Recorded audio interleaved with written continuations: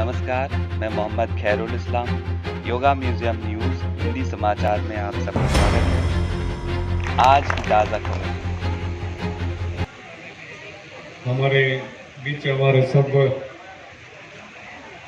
पदाधिकारी भी हैं, पदाधिकारी से ऊपर के लोग भी हैं।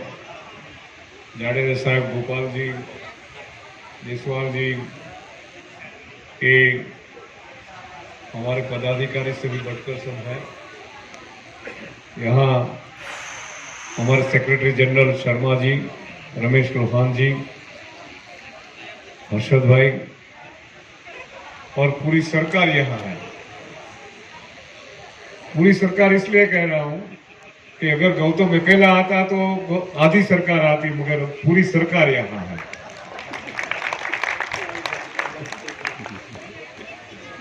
तो बहुत अच्छा है। अब सब ऑफिशियल्स और मैनेजर्स या जो भी यहाँ टेक्निकल रेफरी के हिसाब से काम करने वाले जो बंदे हैं सब बैठे हैं, भाई बहन। तो आपको ये जो जैसे इलेक्ट्रॉनिक्स उपकरण का चलाने वाला आ जाएगा तो आपका काम शुरू हो जाएगा। तब तक कहीं होता है ना, क्रिकेट में भी कोई इंजर्ड हो जाता है तो दूसरा कुछ कार्यक्रम चलता है या पिछले रिप्ले दिखाते हैं। ऐसे अभी हमारा भी ये चल रहा है। हाँ, समय आपको भी थोड़ा कंटाला ना आए अकेले बैठे बैठे, पर ये तो मैंने लाइटली कहा, मगर बात ये है कि जैसे सबने कहा, मुझे इसको कुछ ज़्यादा लंबा चौड़ा करके नहीं कहना है। आप सब इतनी सालों से इस प्रवृत्ति के साथ जुड़े हुए हैं। हमें ऐसा कभी पता भी नहीं था कि इतनी जल्दी भारत सरकार में इसको स्पोर्ट्स के रूप में घोषित किया जाएगा, क्योंकि 98 में जब ये स्कूल गेम फेडरेशन ने किया, बाद में यूनिवर्सिटी ने किया, तब से लेकर हम तो लड़ रहे थे। मगर प्रधानमंत्री जी नरेंद्र भाई ने जिस तरह विश्व को योग दिन मनाने के लिए मजबूर किया, और उसी के आधार पर धीरे धीरे सबको पता चला कि भाई ये एक ऐसी प्रवृत्ति है जिसको भी स्पोर्ट्स में दाखिल करना चाहिए। हम तो कह ही रहे थे, हमारे बहुत आवेदन भी सरकार में मौजूद है। बहुत बार तो हम सब रूबरू भी वहां हो आए थे, तो हो गया। अब जब हो गया है तो जैसे हर्षद भाई ने कहा ना कि संतोष भाई एक उद्योगपति के नाते इतना योगदान दे रहे हैं। हम जो यहाँ बैठे थे, जाडेजा साहब, संतोष भाई, मैं, गोपाल जी, थोड़े लोग, जो इसकी सोच यही है कि एक बार जब स्पोर्ट्स तो हुआ, इस साल पहली बार चुनाव कराना था। भारत सरकार ने कुछ 24 लोगों को इसके लिए नियुक्त किया। काम ठीक से नहीं हुआ, पक्षपात से भरा हुआ काम चल रहा था। किसी एक XYZ की कोई तरफदारी करे तो भी हमें इससे भी कोई प्रॉब्लम नहीं था। मगर प्रश्न ये था कि योग को समझने वाले, योग को जानने वाले और योगासन की जो भविष्य है उसको सही नेतृत्व दे सके, ऐसे लोग अगर पहले से नहीं आए तो पतंजलि ऋषि ने दी हुई इस विद्या एक गलत ट्रैक पे चली जाती। और अगर इतने साल से हम इसको एक साधना के रूप में लेके चल रहे हैं, गुरुजी जैसे हमारे परम सिद्ध पुरुष, उसके आशीष हम ले रहे हैं, इनके आशीष का वो उसका कहना है कि योग ऐसी विद्या है जिसको बेचना नहीं है। तो हम जो ध्येय लेकर चलते हैं उस ध्येय को नुकसान होता था, तो मूलतः कुछ एक अपना मकसद होता है ना, ऑब्जेक्टिव। हम हमारे जीवन का भी कोई एक ऑब्जेक्टिव होता है ना, हम जीना चाहते हैं तो हमारे भी कोई ध्येय होते हैं ना जीवन के।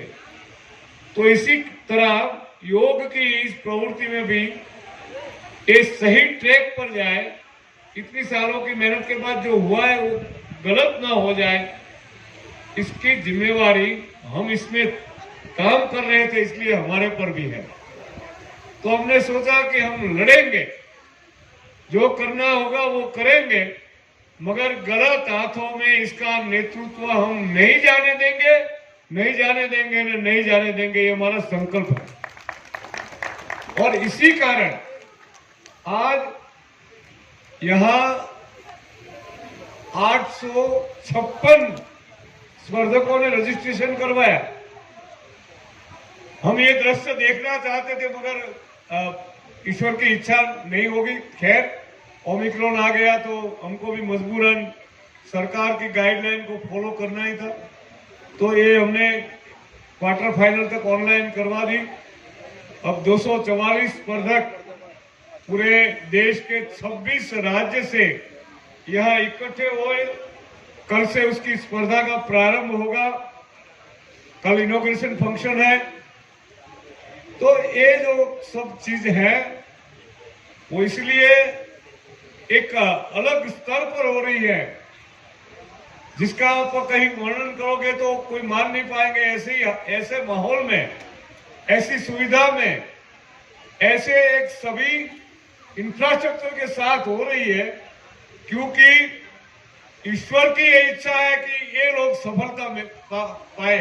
ये ईश्वर की इच्छा है, क्योंकि हमारे साथ सत्य है।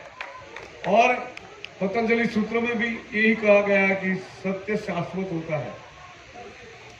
वो जैसे आप सब यहाँ पढ़े हुए लोग बैठे हैं, आपने प्रसंग सुना होगा कि न्यूटन, उन्होंने जब घोषणा की कि एक पृथ्वी सूर्य के इधर उधर घूमती है, तो न्यूटन को पूरे जो कंजर्वेटिव पादरीज थे वहां क्रिश्चियन मिशनरी के, उन्होंने सजा दी, देश निकाल किया।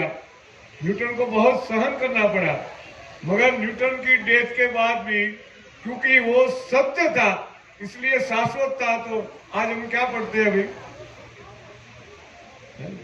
तो पादरी के कहने से तो कोई फर्क नहीं पड़ा। तो कोई रामदेव या जयपाल आर्य कुछ कहे, इससे कोई फर्क नहीं पड़ने वाला है, क्योंकि ये पतंजलि ऋषि की विद्या है, ये भारतीय परंपरा की विद्या है और ये शाश्वत विद्या है। इसलिए शाश्वत कभी नष्ट नहीं होता, किसी की ताकत नहीं होती, वो हमेशा सही रहता है, सत्य रहता है, उसकी विजयी होती है। तो इसके सिवा और कुछ मुझे कहना भी नहीं है, क्योंकि जब ये बातें हो रही थी तो मुझे लगा कि मुझे ये न्यूटन के उदाहरण से ये बात को यहाँ रखनी चाहिए, कि ताकि हम सबको बराबर मन में एक रखता है। और जो लोग एक दूसरी और भी बात है, यहाँ कुछ सब राज्य के कोचिज भी मेरे ख्याल से होंगे साथ में, मैनेजर भी है, रेफरी भी है, तो आपके माध्यम से अपने बच्चों तक ये चीज भी पहुंचाने की जरूरत है कि एक योगासन का जो भी अभी चल रहा है कि भाई सपोज ये एसोसिएशन के साथ जुड़ेंगे तो हमको वहाँ ये मान्यता प्राप्त होगी नहीं होगी, ये होगा नहीं होगा, इसकी जो अनिश्चितता चल रही है, इसमें बच्चे अपनी कैरियर से चिंतित होते हैं। मगर मेरा ये आग्रह पूर्वक आप सबके माध्यम से बच्चों को ये पहुंचाने की अपील है कि उनको बोलो, अगर अभी भी ये योगासन स्पोर्ट्स घोषित नहीं हुआ होता तो क्या करते। और आप केवल योगासन इसलिए नहीं कर रहे हैं कि आपको कुछ मेडल मिले, ट्रॉफी मिले, आपका कोई कैरियर बने, ये इसकी बाय प्रोडक्ट है। ये अपने बच्चों को समझाना है। देखो, प्रगति और उन्नति ये दो चीज में फर्क है। प्रगति ये भौतिकता से जुड़ी हुई चीज होती है और इसमें आपको स्पर्धा करनी होती है। यहाँ ये स्पर्धा ही होगी, यहाँ आप मेडल जीतेंगे तो आपकी प्रगति गिनी जाएगी। ये यहाँ जो होगा वो वही होगा। मगर हमारा ध्येय ये नहीं है।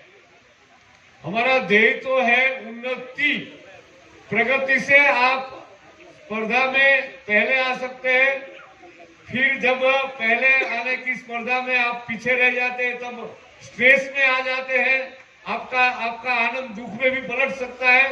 मगर उन्नति ऐसी चीज है जो शाश्वत है, क्योंकि अंदर का आनंद देती है।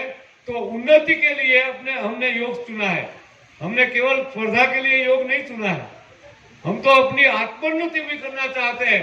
इसलिए केवल इस आसन करके हम नहीं रह जाएंगे। अपने बच्चों को हम बोलेंगे कि यम नियम वो भी सीखो, षटकर्म भी सीखो और ध्यान तक सीखो। समाधि न सीखो तो कोई बात नहीं, मगर ध्यान तक पहुंचो और अपने अंदर के साथ बात करना सीखो। अपने आप के साथ बात करना सीखना है। तो यही एक विद्या है जो आपको सिखाएगी। आने वाले समय में स्ट्रेस के इतने केसेस बढ़ने वाले हैं, हम उसकी कल्पना नहीं कर सकते। इस पे बचाने वाली कोई एक विद्या है तो ये अष्टांग योग है। इसीलिए हमको बच्चों को ये कहना है, केवल ट्रॉफी जीतने का नहीं कहना है। बस यही बात के साथ मैं मेरी वाणी को विराम दूंगा। ये दो चीज आपके माध्यम से बच्चों तक पहुंचे, मैं आशा करता हूं कि आप जरूर परिश्रम उठाएंगे इसके लिए। धन्यवाद। Thank you sir.